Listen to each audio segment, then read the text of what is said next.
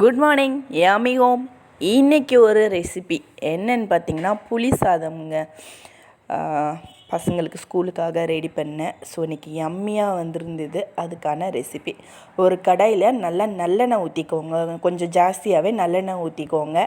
கடுகு, வெந்தயம் போட்டுக்கோங்க. அது கூட கடலைப்பருப்பு, கருவேப்பிலை, வேர்க்கடலை இதெல்லாம் போட்டு நல்லா கொஞ்சம் நேரம் அதை அப்படியே வறுத்துக்கங்க. அதுக்கப்புறம் காஞ்ச மிளகாக்கு அப்புறம் பூண்டு, கொஞ்சம் பூண்டு ஒரு சின்ன சின்னதாக இருந்ததுன்னா ஒரு 10 பல்லுக்கிட்ட பூண்டை எடுத்து குட்டி குட்டியாக அரிஞ்சு அதோடு சேர்த்து நல்லா வதக்கிக்கோங்க. அதுக்கப்புறம் தேவையான அளவு புளி, நமக்கு எந்த அளவு புளி அந்த இது வேணுமோ அதுக்கேற்ற மாதிரி போட்டுக்கோங்க. அதை கரைச்சி அதில் ஊற்றிட்டு மஞ்சத்தூள், உப்பு, அது கூட பெருங்காயம், நான் பெருங்காயம் போட்டதை காட்டலை.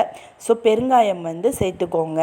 இதெல்லாம் நல்லா சேர்த்து அது நல்லா கொதிக்கட்டும். அது நல்லா கொதித்து எண்ணெய் பிரிஞ்சு வர அளவுக்கு அதை ஸ்லோவில் வச்சு கொதிக்க விடுங்க. அங்கே பாருங்கள், அந்த எண்ணெய் எப்படி அந்த ஓரத்துலலாம் இருக்கு இல்லையா? ஸோ அந்த மாதிரி அது ஒட்டாமல் எண்ணெய் வந்துடுச்சு அப்படின்னா உங்களுக்கு சாதம் ரொம்பவே நல்லா இருக்கும். அதேமாதிரி சாதம் வடிக்கிறப்ப பார்த்திங்கன்னா கொஞ்சம் ரொம்ப கொலைய விடாமல் கொஞ்சம் வெறையாக எடுத்தீங்க அப்படின்னா இந்த புளி சாதம், லெமன் சாதம் இதுக்கெல்லாம் சாப்பிட்றதுக்கு கொஞ்சம் நல்லா இருக்கும்.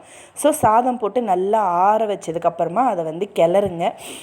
பார்த்திங்கன்னா உங்களுக்கு பிடிச்ச நல்ல டேஸ்டியான ரெடி ஆயிரும்.